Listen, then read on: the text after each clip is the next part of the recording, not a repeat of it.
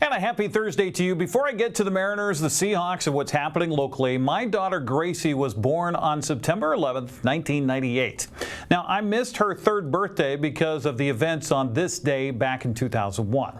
I know there's a lot of sadness out there. On this day, I choose, however, to celebrate and be happy. So happy birthday to my pumpkin, Gracie.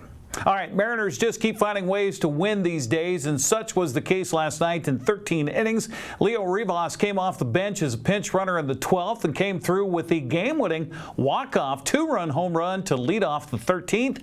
In Seattle's thrilling 4-2 victory over St. Louis, it marked the Mariners' fifth straight win. Swing and a drive. A breaking ball is crushed to left, and the Cardinals strike in the first inning. Herrera got a hanger and didn't miss it. Out towards the alleyway, left center field. Burleson makes the catch. And this has been a little bit of a sacrifice fly series at times for the Mariners. They have tied the game up. Canzone, a sac fly to left. Got one and smacks it past Crawford. The Cardinals take the lead. Sajasi with a 4-hit night.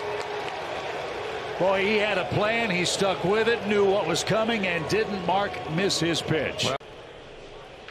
Line. That ball is fair into the corner. This game is tied in the bottom of the 11th inning. Jorge Polanco, he delivers. Little slider down and in as he rips it down into that right field corner for a double. Josh Naylor coming around to score, tying it up, and the Mariners in a position. Swinging away, Leo Rivas, what have you done? Wow! Wow! He walks it off in the 13th inning.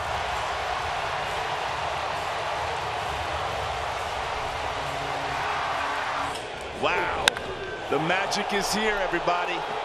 It is here at T-Mobile.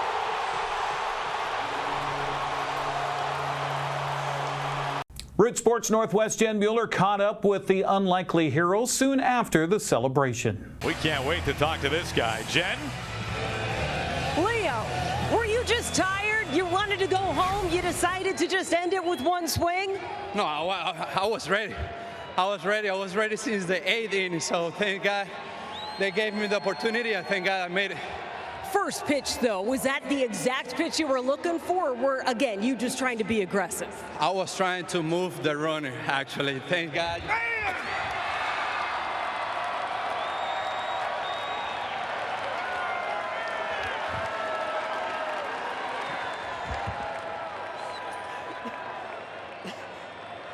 I was trying to get a towel. Okay. Christopher Negron got it. I bet it's whipped cream. It's shaving cream? Yeah, I guess it. Oh, no, that's not nearly as much fun, but that's okay. We'll enjoy that. And you're trying to move the runner over, so when you barrel that up, you knew it was fair and you started celebrating right away. I mean, I didn't know if that was out, but it went, so I'm glad that I could have made it. You mentioned that you had been ready since the 8th inning. Did it just feel like this game was going to come down to one swing? I mean, I didn't know, actually. I'm just happy. I'm just happy that I made the job. I'm just happy. Let's go. Lastly, for all the fans who stayed, does this feel like a playoff environment? Oh, yeah. Let's bring the energy, guys. Come on. There you go. It is the second career walk-off for Leo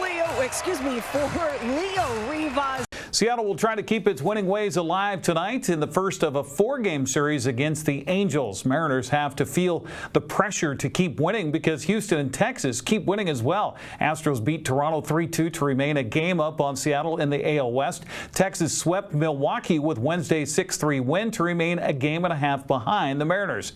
Angels are coming in having won 2 of 3 from the Twins. Athletics also beat Boston 5-4. Speaking of the Red Sox, and Yankees lead over the Mariners has shrunk out to 2.5 games in the AL wildcard race. Detroit bombed the Yankees 11-1. Seattle holds a 3.5 game lead over Cleveland after the Guardians fell to the Royals by a final of 4-3. Well, as Seattle prepares to head to Pittsburgh to face the Steelers Sunday in NFL action, they know they'll be facing a much different looking team than it was a year ago, especially on offense. Russell Wilson led the Steelers last season but left for the Giants. Aaron Rodgers is now a Steeler. In addition, they've got DK Metcalf. He left Seattle to head to Pittsburgh in the offseason. Rodgers threw for 4 touchdowns in week 1. He against his old team, the Jets. Coach Mike Macdonald says, hey, you can't read too much into a season opening performance. Yeah, the second game of the year is really tricky because the easy thing to do is put all your eggs in the first game basket. And as we know, you can just hear it. It's probably not the most sound thing to do given that. So you kind of have to take the nuts and bolts of who they are, how they operate. They have a lot of history, how they work on defense. Offense, it seems like there's a good bit of carryover from last year, and then let's go play our game. Defensive tackle Leonard Williams says the defensive line has to focus on putting pressure on Rodgers in the pocket and not worry about him scrambling around too much. I think it's just doing exactly what we do. I mean, I think it's harder to go against scrambling quarterbacks. I think in those moments you try to change the way you pass rush. You try to change the way you have like gap integrity in the pass rush and stuff like that. I think Aaron, he still has an arm. He can still make all the throws in the world. But when it comes to making plays on his feet, I just think he's not the same as he was when he was younger. So I think it's just for us to just getting to the spot, getting in his face, getting hits on him as much as possible, and just wearing him down. Offensively, Seattle struggled to find a rhythm with the majority of Sam Darnold's focus being Jaxon Smith-Njigba. And JSN says they need to find their other weapons. I mean, we have threats all around the field, so the more we can use everybody, the tougher we're going to be, and we know that, and we're going to get more opportunities, for those guys to, do their things, because we have a lot of weapons, and we know that. So, I'm excited for us to get another chance, another game under our belt, and really prove that. Seattle kicks off the Pittsburgh Sunday morning at 10. That'll be on Fox. There were a few prep volleyball matches played around North Central Washington last night. Take a look at the scoreboard. Wilbur Creston Keller swept Lake Roosevelt. Pateros beat Bridgeport 3-0. Manson blanked Brewster. A busy schedule tonight includes Quincy at LaSalle. Wenatchee's hosting Davis. Sunnyside visits Moses Lake. Eastmont opens Big Nine play at Eisenhower.